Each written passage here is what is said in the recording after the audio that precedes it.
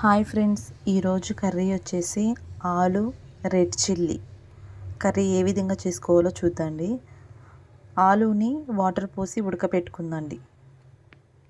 స్పైసీకి సరిపను chillies తీసుకున్నాను. Red and green chilli ఇవి. వీటిని కట్ చేసుకొని మిక్సీ పడతాను. చిల్లీస్ని ఈ విధంగా కట్ చేసుకొని వేసుకోవాలి. అదేవిధంగా వెల్లుల్లి రెబ్బలు వేస్తున్నాను.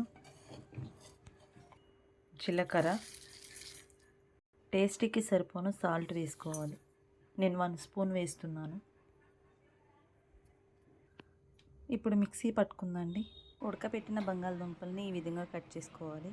అదేవిధంగా కట్ చేసుకున్న ఆనియన్స్ అండ్ చిల్లీస్. ఇప్పుడు తాలింపు వేసుకుందండి. స్టవ్ పైన ప్యాన్ పెట్టాను. ప్యాన్ హీట్ ఎక్కాక ఆయిల్ వేద్దండి.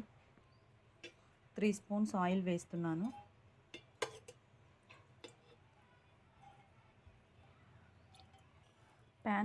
ఆయిల్ హీట్ ఎక్కింది. తాలింపు గింజలు అండ్ పచ్చిమిర్చి, చిల్లీస్ వేస్తున్నాను. ఉడికించుకున్న బంగాళదుంపలను కూడా వేస్తున్నాను. ఇవి కొంచెం ఆయిల్లో ఫ్రై అయ్యేంత వరకు ఉంచాలి. 1/2 స్పూన్ పసుపు,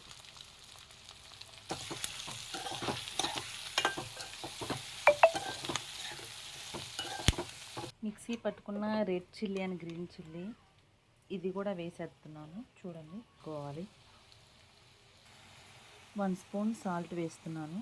ఆల్రెడీ కొంచెం వేసుకున్నాను కాబట్టి టేస్ట్కి సరిపోని వేసుకోవాలి. ఈ పచ్చిమిర్చి మొత్తం బాగా ఫ్రై అవ్వాలి.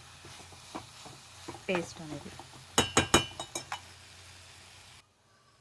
బంగాళదుంప, green chilli and red chilli ready అయిపోయింది. ఎంతో టేస్టీ అయింది. Please like and share and subscribe చేయండి.